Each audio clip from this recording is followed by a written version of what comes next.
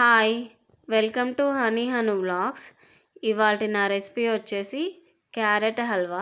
Medium flame stove మీద కళాయి పెట్టుకొని 2 టీ స్పూన్స్ నెయ్యి అయితే వేసుకోవాలి.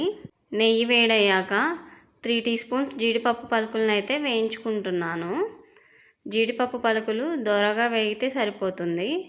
ఆ తర్వాత 2 టీ స్పూన్స్ కిస్మిస్ వేసుకొని ఇవి కూడా వేయించుకొని గిన్నెలోకి తీసుకోవాలి.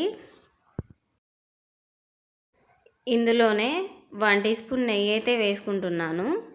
నెయ్యి వేడయ్యాక సన్నగా తురుముకున్న క్యారెట్ని అయితే వేసుకుంటున్నాను. రెడ్ క్యారెట్తో హల్వా అయితే చాలా బాగుంటుంది. ఈ క్యారెట్లో వాటర్ అయితే ఎక్కువగా ఉంటుంది. వాటర్ అంతా ఇంకిపోయే వరకు మధ్య మధ్యలో కలుపుకుంటూ క్యారెట్ మొత్తాన్ని ఫ్రై చేసుకోవాలి. వాటర్ అంతా ఇంకిపోయిన తర్వాత క్యారెట్ అయితే ఇలా దగ్గర పడుతుంది. ఆ తర్వాత ఇందులో 100 గ్రామ్స్ షుగర్ని అయితే వేసుకుంటున్నాను. ఈ షుగర్ అంతా కలిసేలా కలుపుకుంటున్నాను.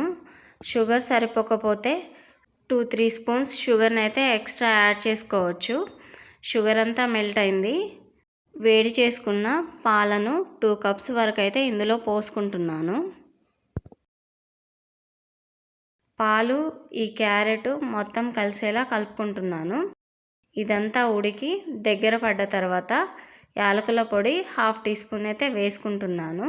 పాలు మొత్తం ఇంకిపోయిన తర్వాత 1 టీ స్పూన్ నెయ్యిని అయితే వేసుకుంటున్నాను. నెయ్యి వేసుకోవడం వల్ల అడుగంటకుండా మంచి స్మెల్ అయితే వస్తుంటుంది.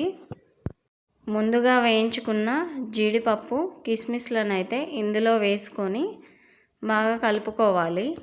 క్యారెట్ హల్వా అయితే రెడీ అయింది. ఫస్ట్ టైం నా వీడియోస్ చూస్తున్నట్టయితే నా ఛానల్ని అయితే తప్పకుండా సబ్స్క్రైబ్ చేయండి. Thank you for watching.